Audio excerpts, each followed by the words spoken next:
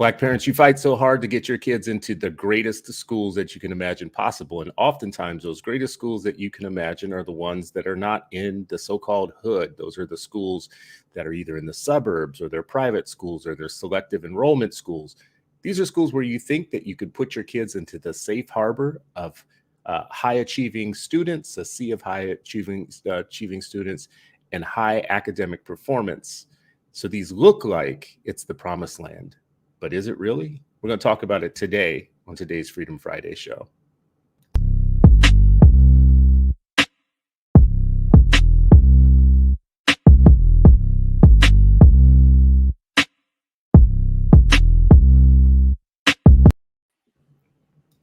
Well, welcome to another episode of Freedom Friday. Today is Friday, of course, and we learn in peace, but sometimes we choose violence. I'm back with my brother, Sharif El-Mekki.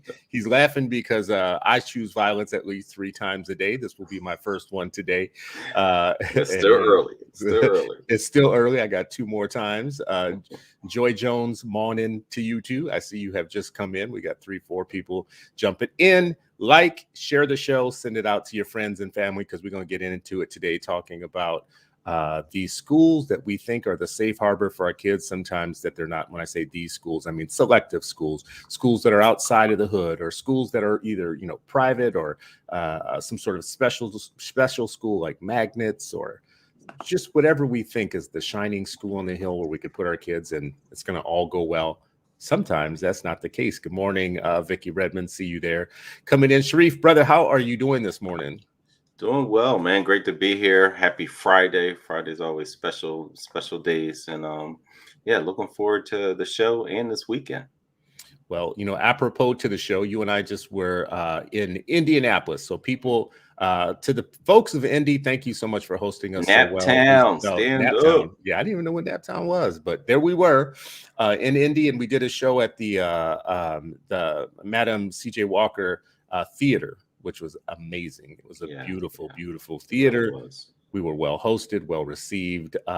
We also did a visit. People can't see here. Believe Circle City's charter school. We went and visited this.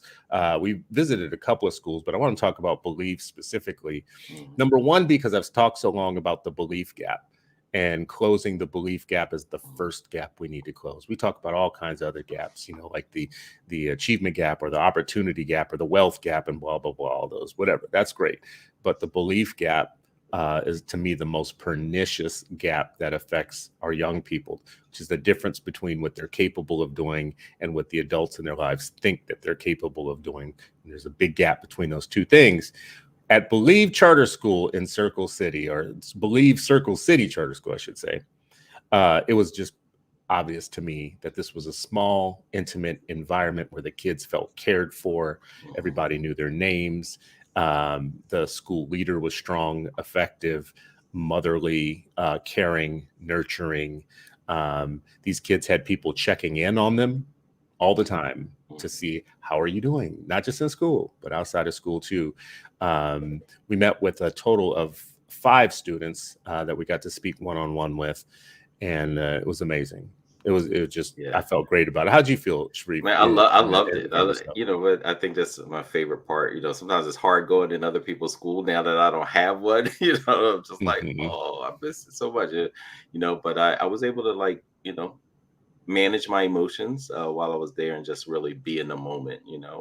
And I just enjoyed speaking to them and hearing these young men, compare their experiences to that of their peers. Compare their experiences at Believe compared to where they may have been. And my biggest takeaway was just this is how you intentionally build a school community, right? Where there's trust and there's challenge, right? It's not just, oh, you're going to be here, you're going to be safe and comfortable. You're going to be safe and brave, and we're going to challenge you. You're going to take risks. We're going to be here to support you, and we're accountable for your success.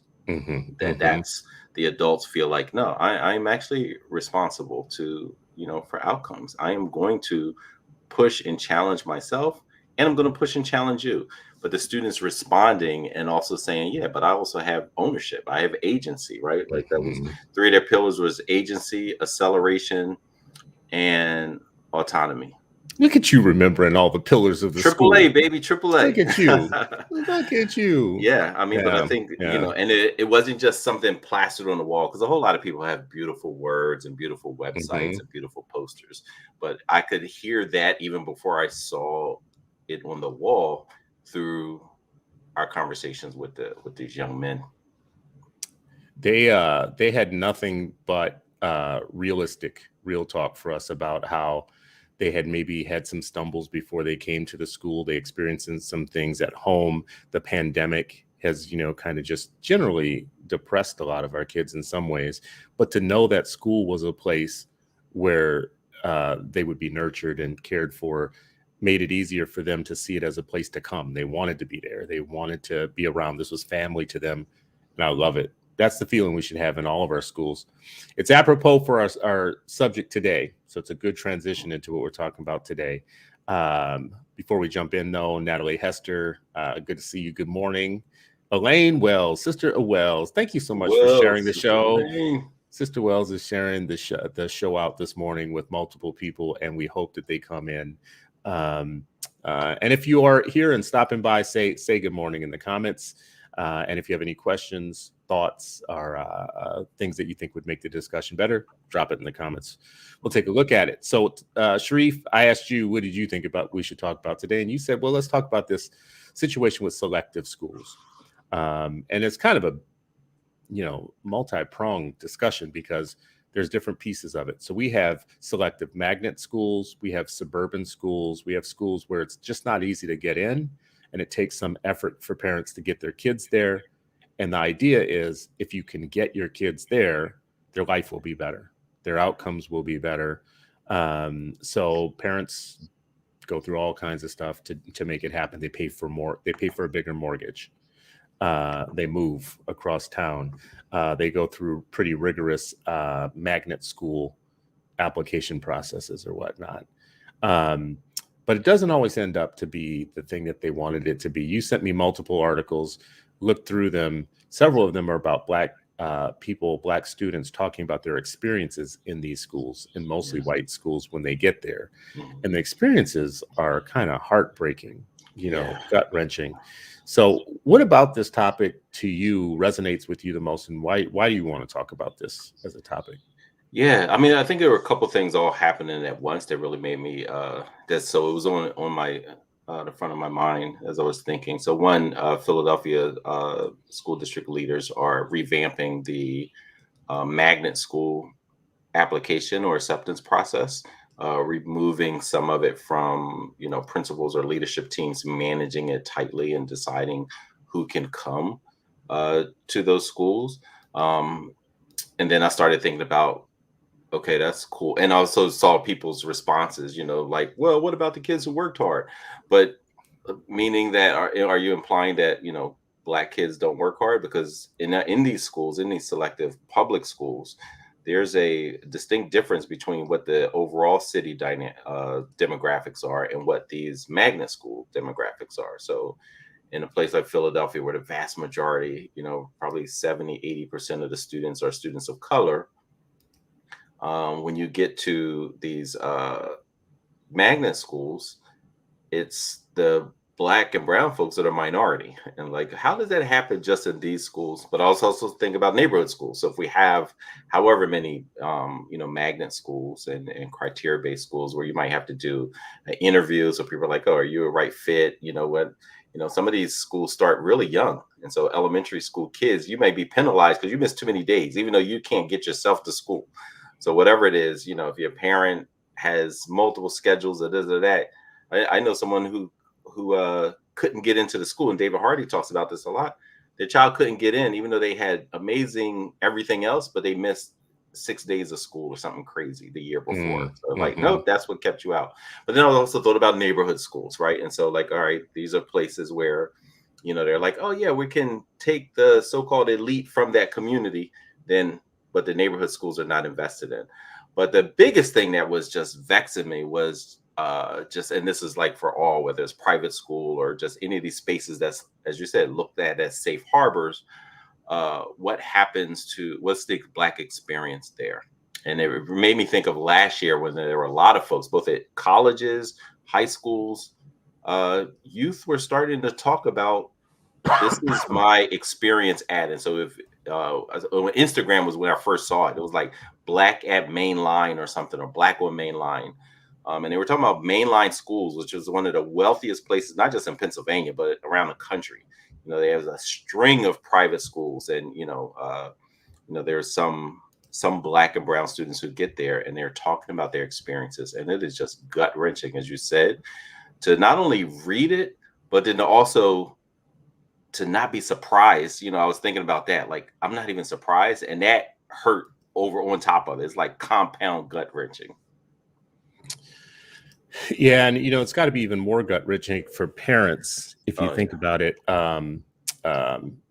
who spend so much time and effort and energy, money and resources, get their kids into schools that they think are going to be the place, and it's not. You get there, and this is the big trade-off. I don't think we talk all the time about there are no silver bullets. You make trade-offs, right? Yeah.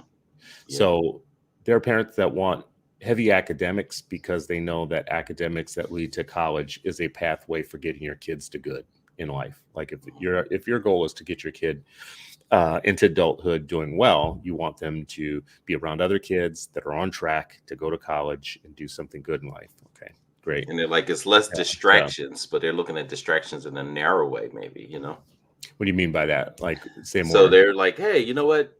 In the school, in my neighborhood school, there's, there's poor classroom management. The classroom is overcrowded. There's less resources.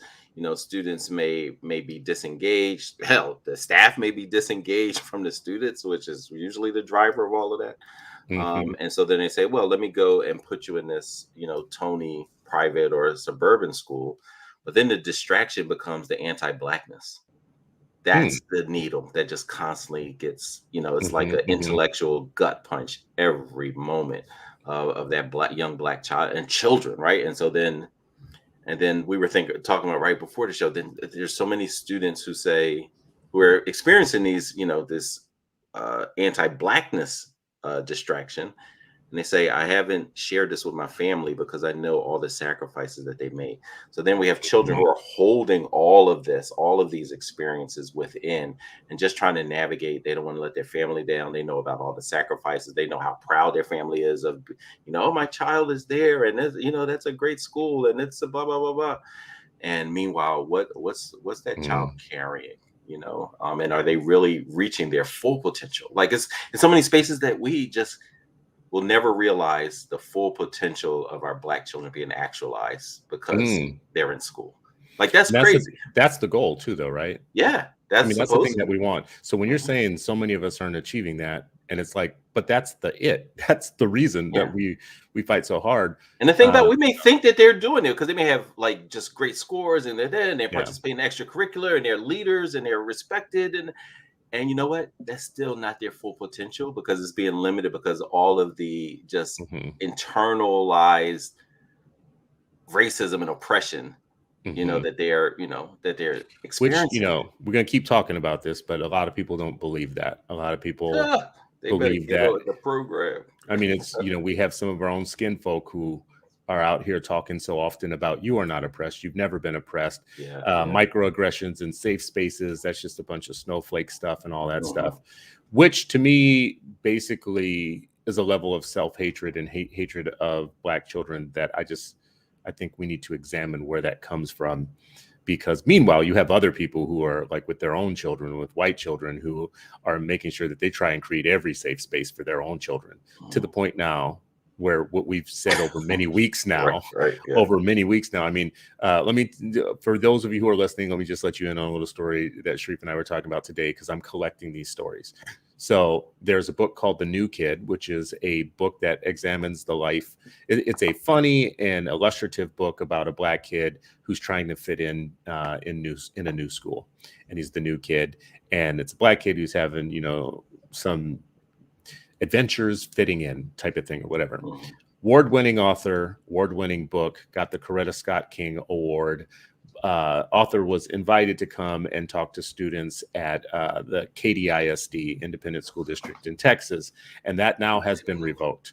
He cannot come, and the book has been temporarily suspended and removed because one white mom, one white parent who had ran for school board before, who's among the national syndicate of white moms who are fighting for a white nationalist agenda in public schools, she didn't like it.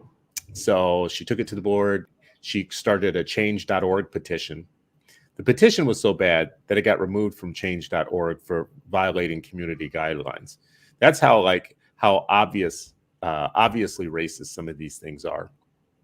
And now that author's not coming. Those students aren't going to see it. And a book that examines the life of a Black kid fitting into a new school that is considered comedic and insightful won't be in the hands of those students because of one Black mother who didn't want her, one Black child. And she said, this is what she said. Well, it doesn't really have CRT themes in it, but the kid experiences some bad experiences with white kids, and that might make my white kids feel bad reading it. Yeah, but Diary of a Wimpy Kid, that's amazing, right? Like, that experience is fine, but it's crazy. And then what? There's Connecticut legislator for him. And the thing about it, when people say this stuff, they know that they are in safe spaces to share this. Right. It's not like they're going to say it and people are going to be aghast. They're like, yeah, there will be a group that not down with this, but there's a whole lot of folks. My tribe is going to ride with me. They're the original ride or die group, right? So folks were dying every time they were riding, and that continues to this day. When we look at that Connecticut legislator who said, this idea of Black and brown kids feeling belongingness in school is oppressive to white kids, right? And this is someone who's elected. Like, he has support, and that's something that probably he won't get, removed from office or anything like that. Like, he'll continue. But how much of this has not been spoken, but is deeply seated in policies and laws and expectations and so forth. Yeah, and we are not doing, I think, a very good job of fighting back on any of these things. I think part of it is because we have our heads down and we're just trying to get our kids the best experience, and we've already accepted that the thing is racist and that it just is what it is. So saying that anymore isn't the way to go. It isn't like a strategy for success. It's surviving it. And I think, even Sharif, as you and I are talking about this morning, we are partially talking about how our kids are surviving this arrangement. But we're not really talking about how parents are surviving it too, because in the back of our minds, we know we're making some trade-offs. Yeah.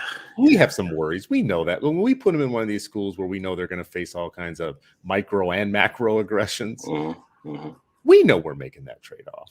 Yeah. Right. But it's not like we feel like we have a lot of options. What's the other option? To go to hood schools where nobody can read? Is that the option? Is there a middle ground somewhere? Are there these citadels of Black excellence where we can send our kids where all the teachers have the fire in their belly and the love in their heart and are teaching a curriculum that affirms rather than tears down the heritage and the cultures of our kids? Show me those schools and I'm ready to go. Right. So few. Right. So and I think those, and what you described, for families, and like the angst of like, I'm sending you here and you're doing it before you can even have conversations with your child, right? That kid going to kindergarten, first grade or whatever, and you're in a place like Lower Merion, right? And basically this is a little dated, but 2016, Lower Merion had the 5th highest per capita income in the country with a population of 50,000 or more. 5th highest per capita income and 12th highest median household income, right? So we're talking about like super, wealthy space, and every, these kind of pockets are all over the country. And so you get there, you're like, hey, well, I want to, there's violence here in this neighborhood I grew up in. So, hey, I'm going to move here, or this, or the school is better and it's pristine, it's Tony suburb, all this stuff. And yet you're in the back of your mind, what's the racial stress of knowing like, man, my kid is going to go through this. And then what are those conversations? When we had Hillary Beard last year on the 8 Black Hands, one of the things she talked about was working with families who were going through this. She co-authored a book that describes the experiences of a couple of young Black boys in private schools and what their experiences were like. But she also talked about, from that book, she's just been doing workshops and working with families who are, dealing with this, as you said, these trade-offs and the emotional and racial stress of putting your child in mental harm's way, maybe physical, but certainly mental, where they may get their hair cut because it look a certain way, or they may just constantly have these disparaging comments made about them and to them, what the expectations are. Dr. Katira Moore spoke about this last week with her, or a couple weeks ago with her daughter, being told like, oh, you can't do math, taking the test and placing into a rigorous math course only to be met by the teacher like, you don't belong here. Like in 2021, like this isn't old stuff. They were like, oh, that was in the 50s or the 60s. No, this is yesterday. This is today, and it's tomorrow. But Hillary Beard spoke about kids who actually started having, real frustration towards their families because they were in high school. They said, my family never talked about this, never prepared me for this. And I was going into, like a coliseum of racism is how they described their school. Like literally being in the pit. Wow. And just constantly being in that space. And the family like, oh, well, I didn't know. And I'm just like, oh, coliseum of racism. That is. Yeah, you describe your school in those type of fashions, but that's what it is. That's what it's like for way too many folks. I have up one of the articles that you sent to me to read. It's called Black At, Behind the Movement to Expose Racism Facing Black Students in Mostly White Schools. People looking for it. It's in Axios, Charlotte. Again, it's an essay called Black At, Behind the Movement to Expose Racism Facing Black Students in Mostly White Schools. If you look at this article, it really is talking about all these Black At accounts on Instagram and elsewhere, where Black students are relating their stories of what it was like to go to schools in mostly white spaces. Here's one. I'll never forget the incident that inspired the first real conversation about race between me and my mom. I was 5. She just picked me up from ballet class where one of the other 5-year-old ballerinas pointed and laughed at me because my skin is, in quotes, the color of poop. She goes on to talk about how she never really forgot that, and she never really understood why it was necessary to point her out like that. Here's a picture of her with the little beautiful self with these other little kids that that's supposed to be the Valhalla, the end all of the be all, the integration story or whatnot.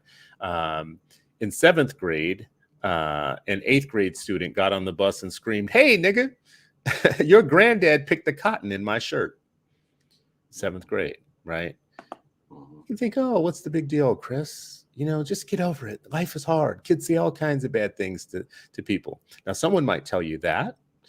And then there's me, who's a parent, who says if my 7th grader comes home and says that some 8th grade white kid jumped on the bus and said, "Hey, nigger, your granddad picked the cotton in my shirt," I'm going to take it a little bit different. I don't know how y'all going to take it or whatnot. That's going to be a problem for me. Growing up in a mostly white suburb, I was seen as a token. Many of my white teachers, almost all of them were white. My white peers and their white parents saw me as one of the good seeds in a sea of bad apples. So it's not just the microaggressions around you are somehow deficient. It could also be the opposite, which is most Black people are a problem, but you're a good one. You're one of the good ones. And then you start looking to be stroked that way and petted that way. So you become, for white audiences, the Candace Owens of the white audience. This is where Candace Owens has come from. Besides places of deep ambition and personal greed, they also come from these situations where they learn how to play to an audience to be one of the good ones, the good seeds. But even that has to strike down in you a piece of your racial pride in your people, because what you're telling yourself is somehow I ended up being one of the good ones, but Black is still bad and Black people are still bad overall. What a crazy lesson to learn. Yeah, man. And the thing about it, this also reminds me, and I put in our private chat on this, when there was a few years ago, I remember just all of a sudden my phone started blowing up on Twitter about when I realized I was Black, right? And so there were these adults sharing experiences, very much like the young lady at ballet described. And they were sharing, like, this is when I realized the anti-Blackness and how young that was. And many of the stories were both in school and out of school. But if it's a 360-degree experience, minus the little, you know what I mean? Like, where can you just be safe, right? Where is all this, like, you know, Black while driving, Black while walking, Black while taking fishing, Black while being bird watching. And then those are adults. And then you think about the children. Like, when is it just safe? Like, when, you know, when you really think about that, it's nuts. And so this hashtag realize I was Black was all about, you know, adults sharing. This is when I first recognized this. And then you look at that main line one, Black main line speaks out or something. I put that in the chat too, man. It was just, I mean, they're just snapshots of all these experiences. And what you see are, there are a lot of folks who just get defensive. They don't want to hear. They, you know, the same one side of their mouth, they're talking about, we want to hear student voices. A child shares their experiences. They're like, oh, stop complaining. It ain't that bad. You know, work harder, whatever, you know, toughen up, whatever it is, right? It's this negative reaction to students sharing their lived experiences. And it's crazy, man. And when you think about a child from that child's perspective and their peers' perspective, right? Because they might think like, all right, maybe it's just me. But then when their peers, they're like, oh, it's pervasive and help is not on the way. And you've left me here. So, I mean, you know, we don't see our kids. I say this oftentimes, and I'm going to keep saying it. Our kids are living an existence in the day-to-day that we know a piece of it, but we don't get all the insights. So they are on this level. They are operating, they're walking through hallways, they're interacting with teachers. Like, if you had like one of those cameras on your kid where you could see what they're seeing, hearing, and experiencing all day long, you would probably get some insights you don't have right now. And some folks got during the online learning of they got a piece of it. A piece, they got a piece of it. Yeah, they got a piece of it, and specific to Black students who are in mostly white schools, are schools that have a white normed frame for existing. Those kids are living and experiencing things that I'm for sure their parents don't always know about. As we're feeling all self-important about, oh my God, I worked hard to get here, and you know, look at us, we got the little mortgage and we got our kids in the house and everything, but your kids experiencing something every day that could be destructive. I put up here what you had just talked about, the Mainline Speaks account at Instagram. It's called Black Mainline Speaks at Instagram. If you go to Instagram, you'll look it up. It's got 22,000 followers. And it's all these stories of people, you know, saying what it was like to be Black in different places. And here's one from Agnes Irwin, school alum, 2019. A few days after the Unite the Right rally, a group of students created a group chat titled Cool Kids Club, all spelled with K's, KKK, and added a number of Jewish, Black, Hispanic, and Muslim students to it, right? And then, you know, you had stories coming out of like students participating in a Snapchat slave auction of all the Black students in their schools, and it was discovered by an adult somewhere. And, you know, the white kids in the school were literally doing a trade of a slave auction trade of their Black classmates in the school. You can add up those stories. They just keep adding up, adding up, adding up. You can pretend like they don't exist. You can gaslight us and pretend like it's all in our head, or we're making too much of things. And you can isolate people who do talk about it and experience it. But like timelines like this Black Mainline Speaks is a timeline where those voices won't be marginalized, because people get to see, oh, I wasn't the only one, or we weren't the only ones, or it wasn't just at my school, or it wasn't just in my part of the world. This is a common experience. And once you start seeing that there's something that's a common experience that's universally negative, like racism, you can stop allowing yourself to be gaslit by the broader population, by more people. Sharif, you know, kind of like this trade-off thing, though, is important to me in that I think at the end of the day, many Black parents are still going to say, I'd rather put them into a microaggression citadel for racism if they can survive it and come out the other side with what they need to go to college and get out of college and buy a house and have a job and buy a car and then, live life on somewhat on their own terms, versus sending them to many of the schools that are available to us that are the opposite, where they might be more somewhat culturally affirming, somewhat. They might have more people that look like them. They might be served by more people that look like them.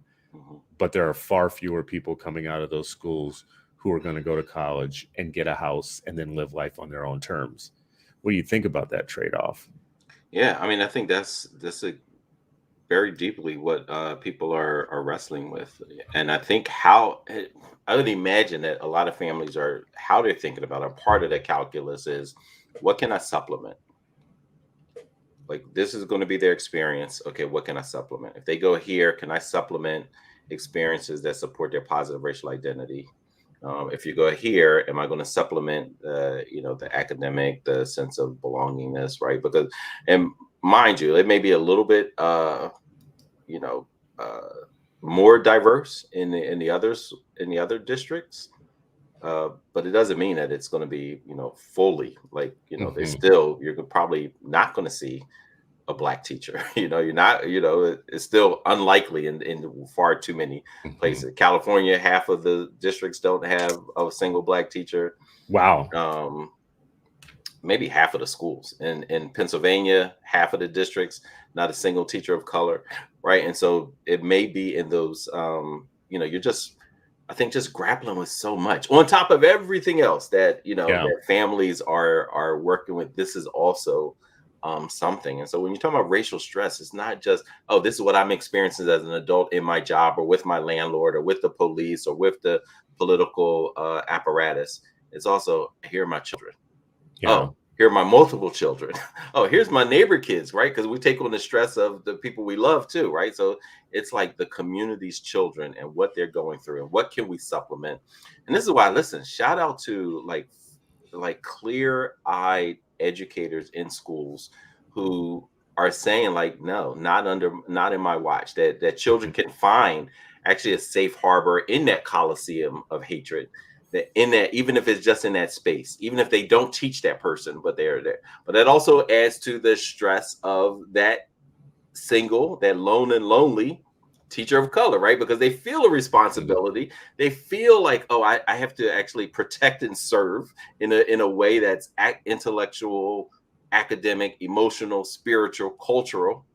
And I might not even teach that child. So not only am I trying to deliver on outcomes for the students that I serve, but then also try to be just a beacon of hope for so many others, right? And an accountability for my colleagues and supervisors who may just ignore it, right? Like, and so it's just so much. That part is really important, because one of the students, actually, I think it was more than one, in the Black at article said that white teachers and any teachers weren't checking each other on their own participation in the microaggressions. And in matter of fact, in one case, the kid was like told to, toughen up a little bit, or just, they don't mean anything by it. It's just kids being kids. You've heard me tell this story here locally. We had a situation with Muslim students who were being harassed by other students who were chasing them down and rubbing bacon on their head and all that stuff. They thought it was real funny to chase these girls down and do that. But the teachers were participating. And when the parents complained to the principals, the parents were told, if you're going to make it in America, you need to really toughen up a little bit. This is just playing. People don't mean much by it. In one case, the teachers had handed out air freshener to students to spray on the kids as they walked by, So CARE came in and had to do a lot of investigating of this district, but it was a lot of the parents, the principals, the teachers, all collectively saying, listen, kids will be kids. Just let them be kids. This is the type of stuff that, don't be so sensitive. So I see Vicki Redmond here has a quote that just has my hair on fire. She says, in junior high school, my homeroom teacher insisted on calling me Victoria. I kept telling her, my name is Vicky. She responded, your mom named you Vicky because she couldn't spell Victoria. Damn. When I responded, she called the principal. He called my father, who, by the way, is a Black teacher, and the superintendent came. They didn't want publicity. Now, imagine if her father wasn't a Black teacher who came once getting that call. She would still be being called Victoria, supposedly because her mom couldn't spell Vicky. Can you imagine the kind of slaps that need to happen in a situation like that? I mean, and that's the thing. Like, we all look at these images of Linda Brown and Ruby Bridges and them going through just like outright hostility, terrorism, terrorism attached to schools.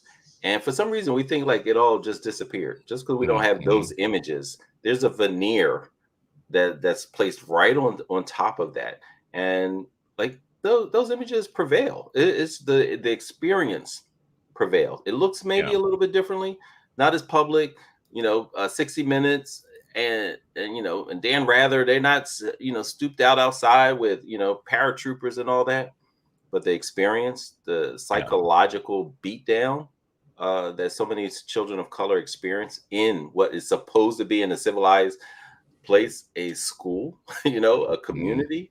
It's the exact opposite. It ain't a community for them. It's literally a minefield, and they're just trying to navigate and graduate and try to reach their aspirations once they get beyond that particular place. But all they're doing is going to another. It's like practice for anti-Blackness in the real world, right? Like that's what school is. It's like, hey, here's your practice. Damn, that's deep. For anti-Blackness. And now go out in the real world and see if you can survive. Like that's the moment that Black child discovers that that's their situation, they have to start questioning. It has to start a different level of cognition. Wait a second.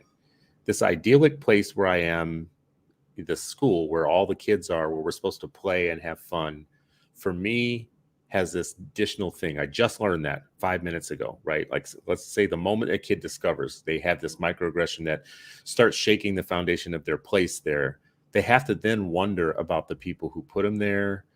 And like, this is kind of fake. Like this is, oh, I see now, not everything is rainbows and glitter. This is, so that first realization to me has to, I think, in my mind, has to do damage from that point on. I'll make that point. The other point I want to make is that, we have like Sister Toya, Mama Toya in the feed here, who would probably be screaming at us to say like, listen, I paid money to put my kids in one of these, Catholic schools, thinking that it was going to be all that, and it wasn't all that, So not only are you making moves, it's costing you money to do it, only to figure out that it's not all that you thought it was. Let me ask you this about the trade-off. Let's keep talking about the trade-off.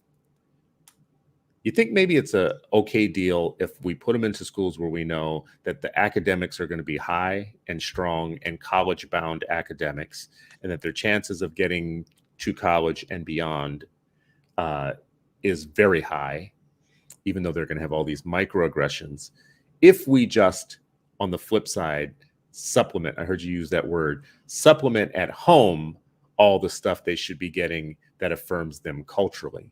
So doing all the homework on like the second curriculum, like we're gonna make you, so maybe we put you in Jack and Jill so you can be around other people that look like you, so that you know that you're beautiful and you don't care when white girls talk about your hair at school, because you're in a controlled environment at home with other people that look like you, that have something, that are achieving in life.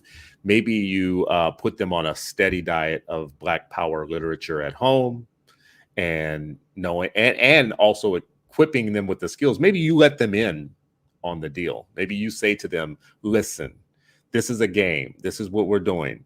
You're not going to this school to be one of them. You're going to this school to rob them of the thing that they can give you that could be helpful, and to let them keep the part that could be hurtful. So that's what we're doing. We're a team. You're a student. I'm your parent. We're going to do this as a team. I'm going to tell you that 90% of what they're doing up in there is BS, but you need to get that 10% for life. So how's that for a deal? How about if we make the most of it? I mean, I think that's what folks are forced to do. I don't think it's what they optimally would want, right? Like, everybody's talking about Reimagine, but I don't often hear them talking about some of this specifically. And they are, but I'm just saying, like, just, specifically, can we reimagine that whole relationship, that dynamic, that that power, that blueprint that parents have to sit at their table with their child to figure all of this out. What does that mean? And I also think of, like, if you're giving this shield and these tools to a child, it also goes into human growth development. What's their capacity?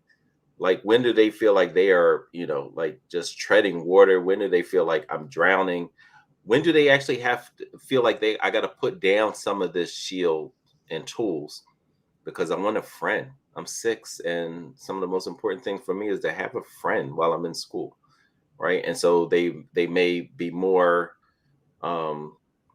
vulnerable because they've put down the tools and shields and armor that their family equipped them with, because they're like, you know what? When I have that and I'm vigilant about it, I can't even get a hi or hello, and just navigate, just push through. You're not there for friends. You hear that from family, but that's way, like, I mean, it's like, it's not consistent with human growth development of most children. There's some children who can, like, yeah, I got blind, like, I don't care about none of this.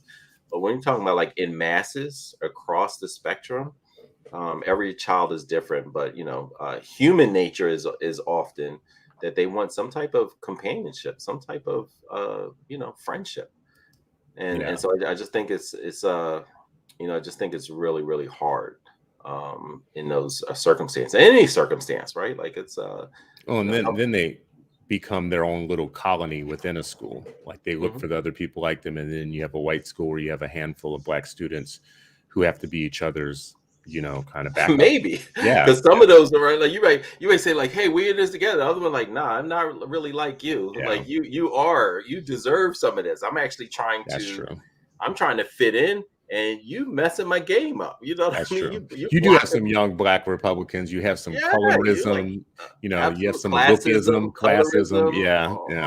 Oh, I was here. I've been in private school, for a few years. My entire experience. You just got here, so you are an outsider. You don't belong here. Right? And imagine experiencing that as the new child. I mean, oh man. In one of the articles that you sent me an article that, in it was talking about how black boys are fetishized in some of these schools, especially if they're athletes, and people are trying to adopt some proximity to them for their cool. They're like trying to, like, live a little bit off of their cool, and it's easier because they're in sports and whatnot.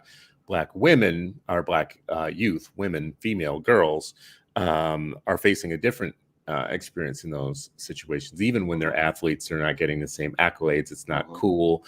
Things like their hair, their noses, their appearance are always under review and scrutiny by both, by not even both, by all three, by white girls who want to otherize them and secondary them, like make them like, you're never going to live up to our beauty standard. White boys who see them as invisible and have no interest in them whatsoever, unless that interest is like in the old Sally Hemings way, where things are going to be private. You got a private room. And then even black males in those schools looking down on the black females because the black males are being fetishized and they want to keep their status and their position. It's not cool to be with the. I read stuff like that, and I just think, like, that is just such a. As a father of a daughter too, like, the idea that that's what your daughter is experiencing in a school should make you want to move them right away, like, to a place where they're going to be affirmed and they're not going to go through that. I mean, how does that not live with you after adolescence and then your early 20s and so on? It's crazy. Brother Gaskins here says, I always wonder what sort of parents would send their child to a racist school like they allowed Ruby to experience. The power of parent engagement and training had little Ruby seeing white folks as broken versus anything being wrong with her. Today, without that home training and engagement, it's the other way around for our children. I don't know, Brother Gaskins, I have to say, like, I'm with you when I think about the parents that are fighting for integration as the only thing that will save us. And there are so many of those people. I just wonder about what kind of self-hate it requires you to be one of those people who think that only breaking up the black peer effect is the way for us to go. And, our only salvation is in white schools. I agree with you. I don't understand that part. But I do get the trade-off that parents are making when they don't want to send their kids to schools that have very low academic quality And so they have to make the trade-off to send them to one that has high academic quality necessarily, that is not necessarily, I should say, culturally affirming. I get that trade-off. But then it gets complicated even more so, right? Because I remember back in the day, when we're talking about like Lower Merion, this super wealthy, fifth, wealthiest, whatever, in the country, outer ring, like literally it's just a street that separates Philly and Lower Merion. You saw that, there were many Black children who actually achieved better if they were in Philadelphia than if they went to the super wealthy school. Right. And so even if you're there, it doesn't mean that they're going to have high academic. It may be like, I see the high academics, but I still don't have access. Right. It's like you're in the school, but that's walled off by glass. Right. And so people talk about glass ceilings, for professionals. There's glass walls for students, because they're walking by and they're saying like, whoa, there's an AP course I'm qualified for. Oh, there's a rigorous honors math course I'm qualified for, but I can't get it. So it's not a ceiling for them. It's the wall of the classroom or the classroom door that they can't penetrate. Right. And so it's, yeah, man. Yeah, that actually too, that is we do not talk about that enough. Like within school inequity, even though you got into the school, what you just said, I've seen many times over. You're in the school, but there's a separate place in that school for you.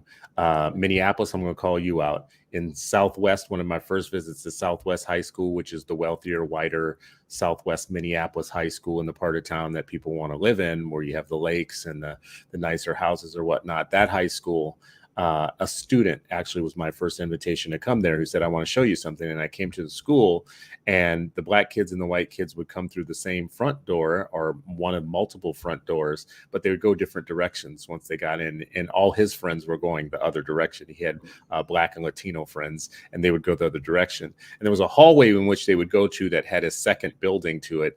And it smelled like chlorine, because the pool was right beneath it and over chlorinated. And one of the other students said to me, yeah, this is where they put all the stuff that they don't like. The kids of color, the gay straight alliance, all those type of things, a special kind of ethnic clubs or everything were housed in that building where it smelled like chlorine. And I thought, this is in modern times. This is in modern times in one of the IT schools. This was the only high school that you went to if you really were one of those parents who either I do this school or I go to private, right? So even within that school, there was pretty serious separation of the races and segregation. One of the students, when I came back, who gave me a tour, was able to give me a tour because she had been left behind on a field trip she couldn't afford to go on. So her entire class was at a Japanese garden somewhere learning about Japanese flowers, and she didn't have the money to go on the field trip. So she was left behind at the school, which gave her the opportunity to give me a tour. I was a board member at the time, a school board member. So that was kind of that was probably something the principal didn't want to happen. But I thought, wow, look at this. She got in. She was from the north side of Minneapolis, which is the side of Minneapolis that has a lot of blight and economic disinvestment. And she was in this school that was, that was making it kind of. Yeah. And she was left behind in one of those situations. Another school that I went to that became a big problem for me and a big issue, a parent had related to me that her daughter related to her, that she had a friend, but she only gets to see her during one period or lunch or something like that, or recess, because she's one of the brown kids and she gets with the brown kids. And her parent didn't really understand what that meant until she volunteered at the school. But they had a so-called Spanish immersion school. But what they were doing were they were putting all the Spanish-speaking Latinx kids together for the full day. And then for immersion parts, they would bring the white kids in to have some experience with them or whatnot. So they were getting the experience of those kids. And I told the principal, oh, so that's your human petting zoo. That's what you've basically created in your school. You have the kids here, but you're not integrating them within the school. But that was one of the best schools in the district. Not one of, that was the best school in the district. The one that everybody fought and even got attorneys to get into. So these Latino kids were supposed to be happy that they were there. Just to be there. Yeah. Just to be there, even though they were only there to serve as color commentary for the other students. Yeah. I mean, you mentioned earlier, you made a point about the impact that it has long term, both consciously and what's really scary is the unconscious absorption of all of this. And I think that was the whole point of that hashtag realized I was black, initiative. And I think about, I can't help but to think about my grandparents. I've shared this so many times, right? Like, 8 children between paternal, maternal grandparents, and they all were trying to find ways to get to their children into a school. And so they made the calculus, as you said, like, hey, you know what? They're going to be racist, and it's better than the school across the street.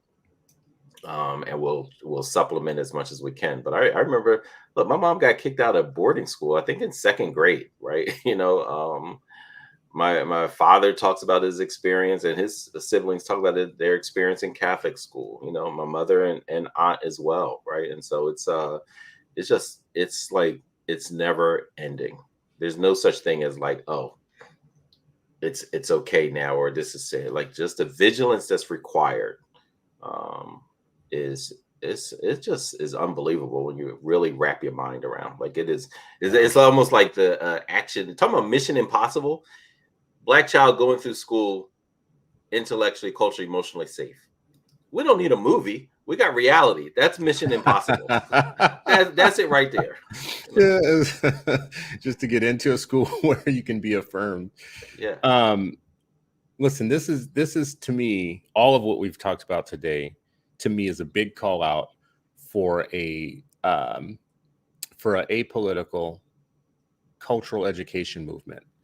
Cultural education movement meaning we have to be mindful of getting our kids an education that is mindful of our culture rather than joining teams inside. So what do I mean by that? You and I just had a conversation yesterday with school choice people about how the white school choice movement is a little bit adrift in understanding that you can give a hanging person a voucher, and that doesn't mean you're going to cut them down from the tree.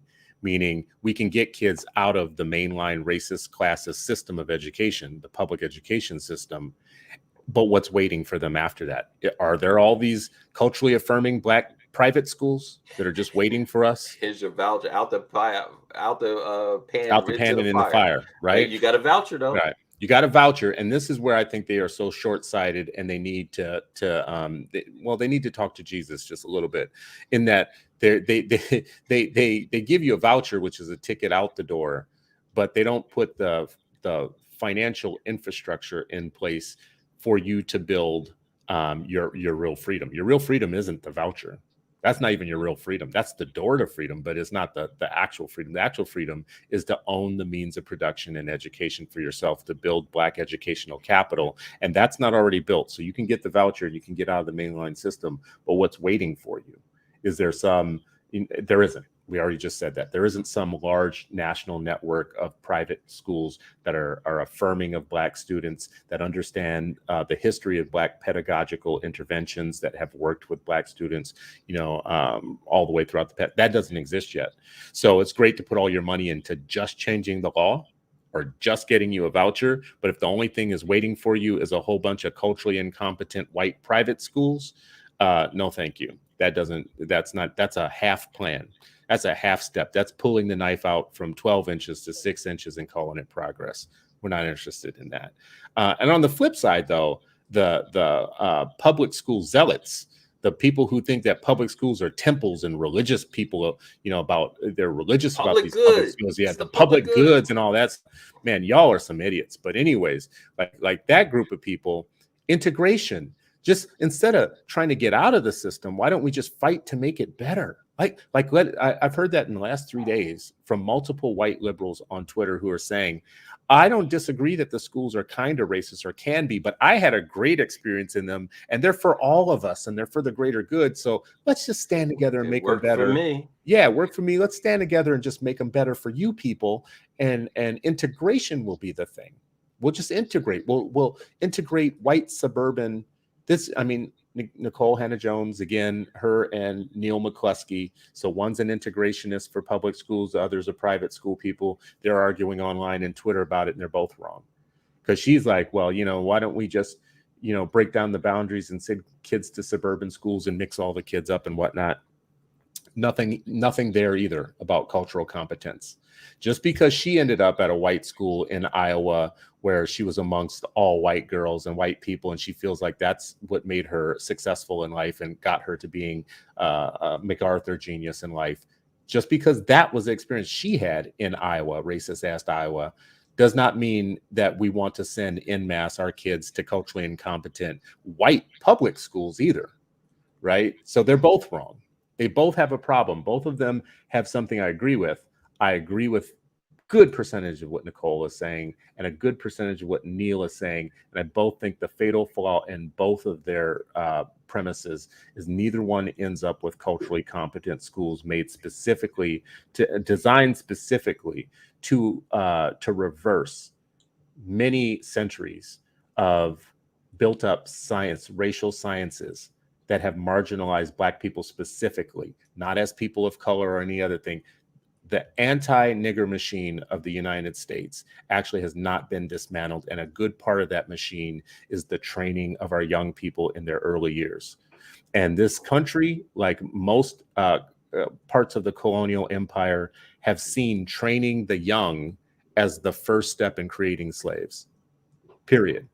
And none of our schools are looking at erasing that. Not the private ones, not the public ones, not the charters, not the magnets.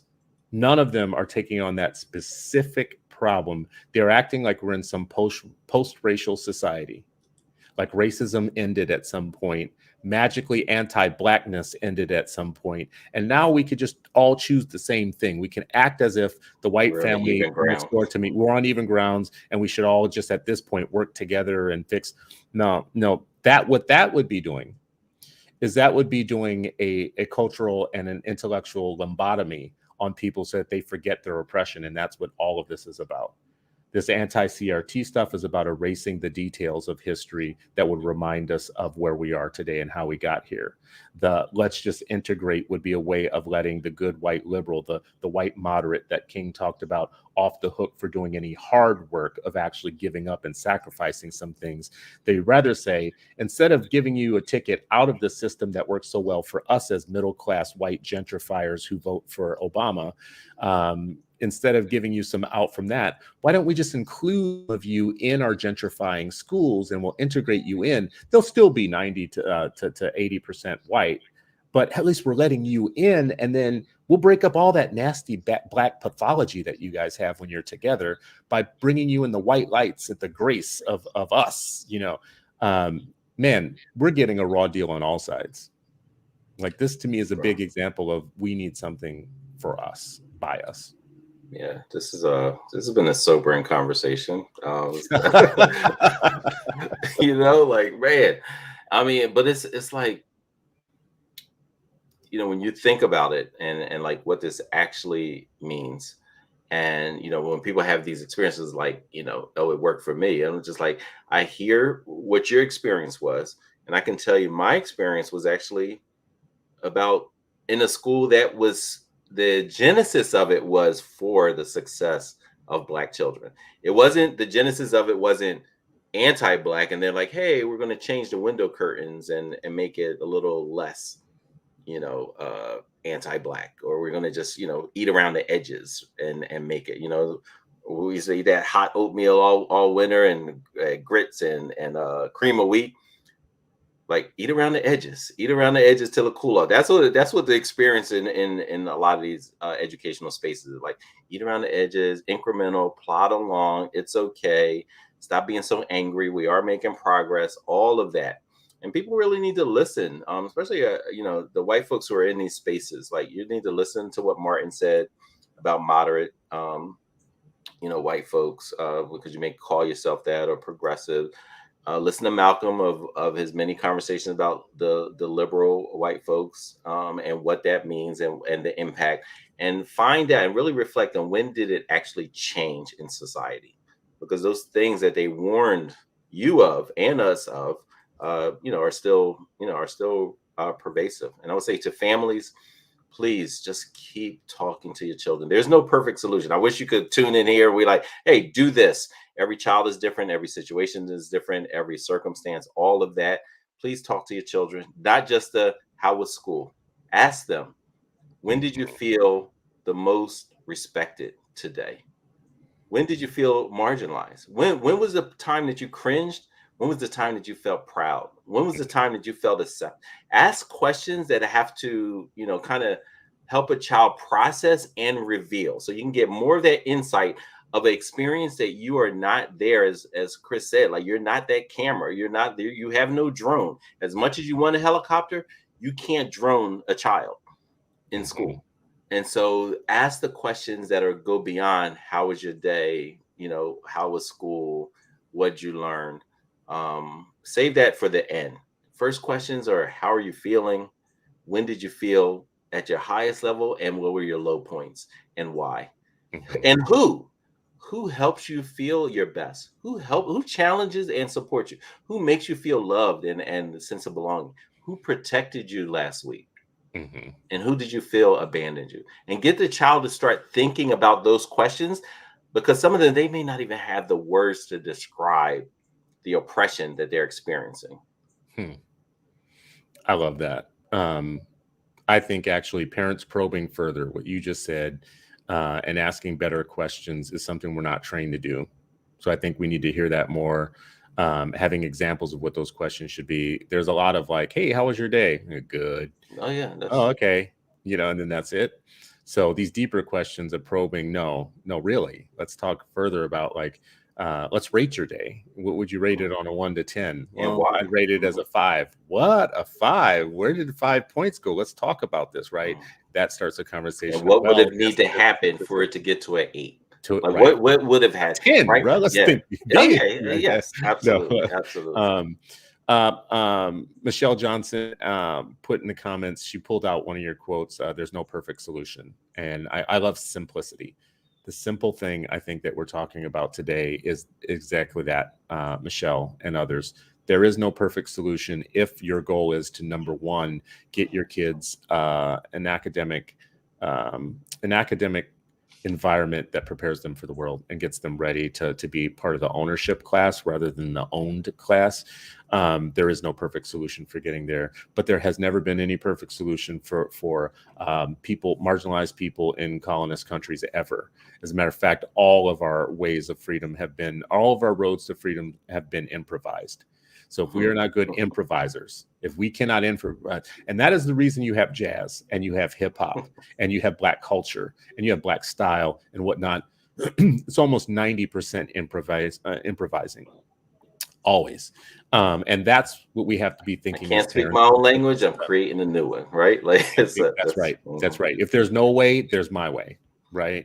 And right now there is no way towards a large opportunity for culturally affirming, academically high-performing schools for en masse for colonized people in the United States. There just isn't.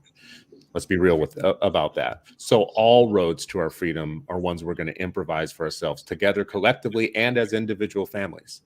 Like my route might not be yours. I'm in the exurbs. You might want the suburbs. You might want an urban situation. You might want charter. Might want magnet. What we should be committed to doing is supporting all of our choices, no matter how we make them. Give each other some grace on why you chose A and I chose B. And the second thing I think to do is actually to make them as child-centered as possible, because maybe you put your kid in one of those improvised situations and you figure out by listening to them, oh yeah, this is going to do more damage than good, and you pull them out and you move them. Right? Like it can't just be like you figure something out and you stick with it in spite of your kids. Like I love where you ended that, Sharif. Listen to your children when they say things to you about their experiences at school. Listen like a lawyer, like an attorney, and prosecute these schools for their racism. Anyways, this has been another Freedom Friday. Very edifying conversation for me, as always. I love these conversations week to week. We need to keep having them. I love the community of people that come and stick with us. The Brother Gaskins of the world, the Brother Conrads of the world, the Sister Johnson and Sister Wells and Sister Jones and Vicki Redmond. That story that you told today is going to have my hair on fire for like several days. So I appreciate you dropping that in there. Sister Jones, Sister Miller.